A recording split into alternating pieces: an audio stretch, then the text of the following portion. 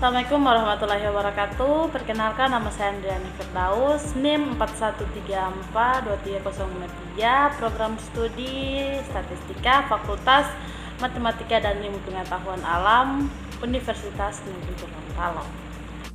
Baiklah, saya akan menjelaskan materi yang kedua, yaitu konsep pertumbuhan sebagai determinan dalam pembangunan manusia beriman dan bertakwa kepada Allah Subhanahu wa Ta'ala yang bersumber dari Al-Quran dan Sunnah.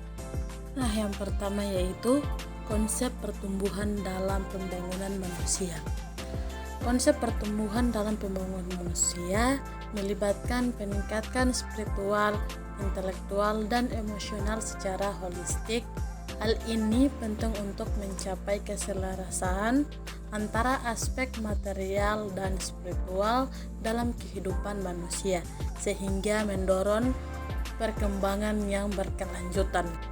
Selanjutnya yaitu pentingnya beriman dan bertakwa kepada Allah Subhanahu wa Ta'ala. Yang pertama yaitu penguatan spiritual. Imam yang kuat dan ketakwaan kepada Allah Subhanahu wa Ta'ala memberikan landasan kuat bagi pertumbuhan dan pembangunan manusia. Yang kedua yaitu penetapan nilai. Konsep ini juga menunjukkan pentingnya membentuk nilai-nilai luhur, moralitas, dan etika dalam individu. Yang ketiga yaitu pemberian rasa aman, percaya, dan bertakwa kepada Allah Subhanahu wa Ta'ala membantu menciptakan lingkungan yang harmonis dan penuh kedamaian bagi pembangunan manusia yang berkelanjutan.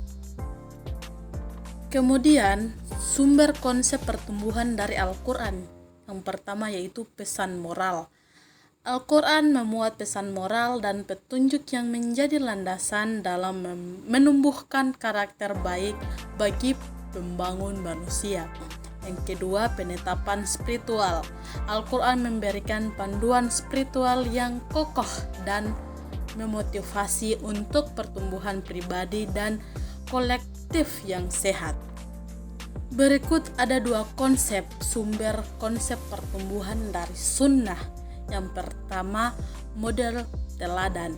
Sunnah memberikan contoh nyata dari kehidupan Nabi Muhammad SAW yang menjadi inspirasi dalam proses pertumbuhan dan pembangunan manusia.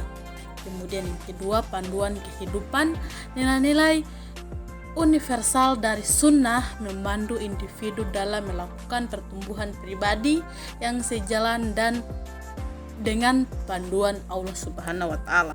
Nah, kemudian hubungan pertumbuhan manusia dan pembangunan beriman dan bertakwa.